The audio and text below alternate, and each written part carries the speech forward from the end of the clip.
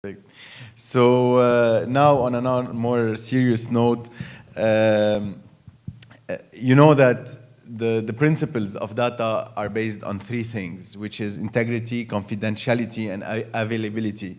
And I think that today we are moving and we're passing from Internet 2.0 to Internet 3.0. And this is the subject of our next presentation, which is blockchain and e-government security with Tarek Bohsali, Microsoft Advisory Services lead, which is based on blockchain and how can you get a very integrated data, confidential and available at any time. Thank you.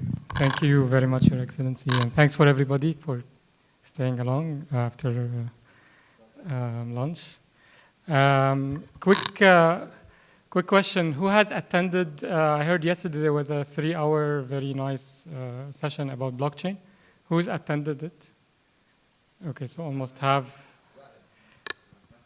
There was a session yesterday in the conference around blockchain, so I was just interested to know who attended it. Okay, who attended my session last year, actually? Yeah, I know.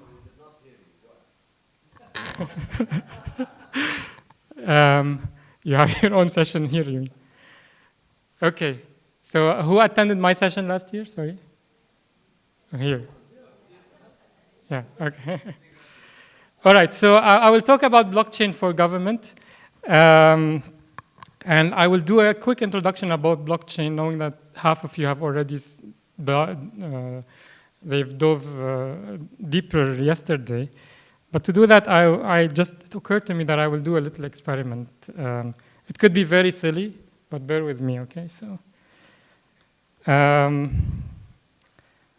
So this is a notepad, and here I'm gonna put a contract that says this computer belongs to AUB. If you can see it. Yeah, this is a huge screen, so you can see that. Okay, what I will do right now is, where's that? Okay. Okay, so the computer belongs to Dr. Osman now. Congratulations. Well, actually, you saw what happened here, okay? So there's a computer system, which is Notepad in this case, running here, and somehow the record about the ownership of this computer was changed, okay? And in fact, most of the government systems work similar to this. Most of the government systems worldwide are actually living in centralized computers where some people have access to these computers, okay? So I'll tell you, keep this in mind, I'll tell you another story. About a month ago, I was supposed to give a payment to somebody of about $2,000, okay? So I went, and I know the guy very well.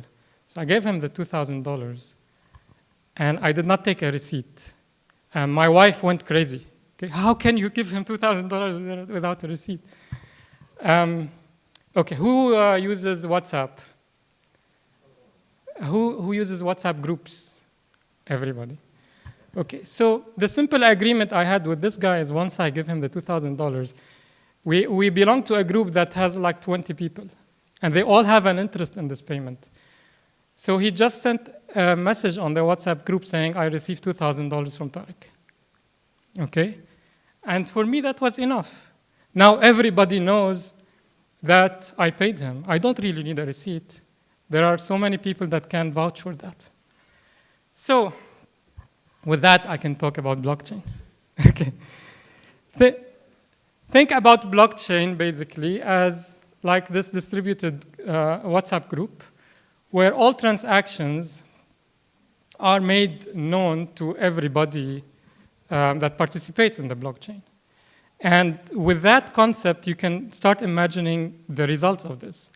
If somebody decides to go and get a bribe to change something, it's really gonna be impossible. You're gonna have to go and convince the 20 people on the WhatsApp group to change their story and to say, no, I did not see that WhatsApp group. In WhatsApp, you can delete messages after, within like 30 minutes or so. So even if they could delete it, people have seen it already. So what I will talk about is, so quick introduction to blockchain just for people who didn't hear about it, how the government would benefit, and then some scenarios that are being applied currently in governments worldwide. So as for a matter of definition, blockchain effectively is a ledger.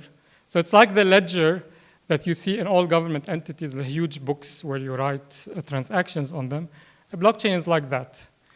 But it's a very special blockchain because the records that go on that ledger are immutable. Nobody can change them. Okay, so once a transaction goes on the blockchain, there's no way somebody can change it later, like the example I just gave. The other aspect of this blockchain is that it is shared and open. So people that participate in the blockchain basically can see what's there. It's shared, and the data on it is more or less open, so people can see it. And the other very important thing is that it's distributed and immutable. So every transaction that happens on the blockchain, so if I have a transaction that says I bought this laptop, that transaction will get distributed to everybody in the blockchain. So, let's say all of us here are on one blockchain network. Every one of us will receive a copy of that transaction so that we can ensure the immutability. And finally, it's secured and anonymized. So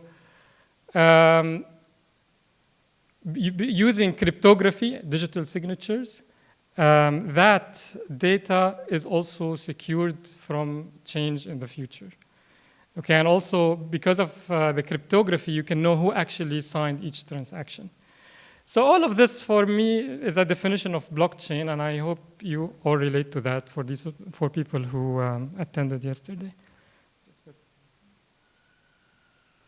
Now, how can the government use blockchain? There are multiple benefits. So the first one, which we've already talked about, is around corruption, basically fighting corruption and increasing the transparency, because once you have more transparency in government transactions, the potential for corruption and fraud becomes much, much less. And of course, to have things done in the dark or under the table becomes much more difficult. The blockchain actually, as a side effect, helps in joining efforts between many government entities by facilitating processes that cross governmental entities. So if we have a certain government transaction that spans many entities, the blockchain can assist with that. It helps removing intermediaries, and that's a big thing with the blockchain. So if there are certain scenarios where we have to have an intermediary between two people doing transactions, the blockchain can make that transaction direct between these two people. Whether it's me selling somebody a car, for example, or me doing a transaction with the government, we can take out intermediaries. We can reduce the cost of operations because of all this transparency, reducing many layers. I don't know if people heard about what Dubai government announced more than a year ago. They announced that most of the government transactions will go on the blockchain by the year 2020. And they estimate that because of this, they're going to be saving around $1 billion in various costs to the government and to citizens every year. The blockchain allows for greater financial inclusion, so allowing people to be more active participants in all things related to the economy. And also it helps protecting citizen data. So the ability for people to control their data, to know who's using their data, and to decide who can use their data can be facilitated by the blockchain. Now, when is blockchain relevant? I think everybody has heard so much about the blockchain that everybody wants to do blockchain and everything. And that cannot be possible because blockchain is really not the solution for everything. And here, I'm trying to explain when we can use blockchain and when it doesn't make sense. So I was having a discussion with my friend earlier, and he was asking me, is it possible to use blockchain within one entity, like within one company? Because it's so cool and nice. But usually it doesn't make sense. It makes more sense when you have multiple government entities or multiple entities that want to participate in the same process. For example, multiple banks, they want to do business between each other. They don't necessarily trust each other, okay? So I have to do business with you, but I don't really trust you. The blockchain can help facilitate that trust. So we have to have multiple parties. And these multiple parties usually need to manipulate the same data. So it's like the same land record or the same ownership record needs to be used by all of these parties. And in that case, the blockchain can help. And in many cases where there are intermediaries that are there just because they help in certain aspects, sometimes it makes sense to remove them by introducing blockchain. And finally, if we have many low-value steps that don't add value to the process, but they're done because of the manual work, blockchain can help remove that. I'm trying to go a bit quicker. So I'll go back to this if we have time. So what can the government do with blockchain? As Microsoft, we've been working with governments around the world, and also governments like banks, like other entities, are very interested to explore blockchain. Some of the key scenarios that we've seen revolve around tracking of ownership. Like the example, again, I showed you. So it's not going to be ownership of laptops, but maybe ownership of lands. And this scenario of land record ownership is something that a lot of government entities are very excited about. So we actually are doing some work with some governments in the region that are very interested in securing the land registries through the blockchain. Similar to land, you would think about other properties, built properties, cars.